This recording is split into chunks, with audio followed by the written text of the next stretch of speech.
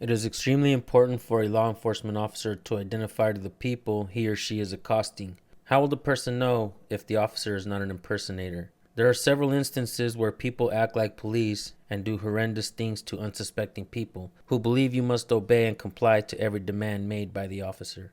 There's even a case out of Houston, Texas, where a supposed auditor was convicted of doing something similar. This was many years ago before he picked up a camera and started recording police. Many of you know who he is, but many of you don't know what he's done.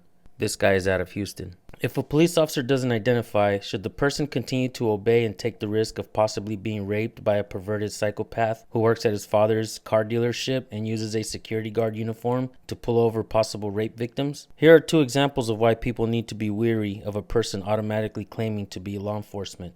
Are you Abdullah? Yeah. Yeah, I just wanted to talk to you about this falsely impersonating an officer situation. How many times were you pulling people over?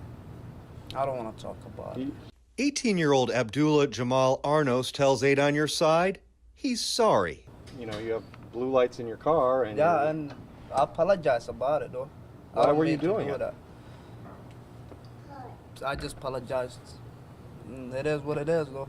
This is video of Arnos being booked into the county jail. According to the arrest report, Arnos admitted to deputies that he had, quote, pulled over citizens and was aware he was pretending to be a law enforcement officer. It undermines our authority. Corporal Chuck Skipper with the Pinellas County Sheriff's Office believes cases like this create a distrust. For many years, I was in traffic. In fact, I drove an unmarked pickup truck, so I can understand the concern of citizens when there's an unmarked vehicle with blue and red lights. Skipper says if you ever have doubts about a traffic stop, you should always pull over in a well-lit, well-populated area.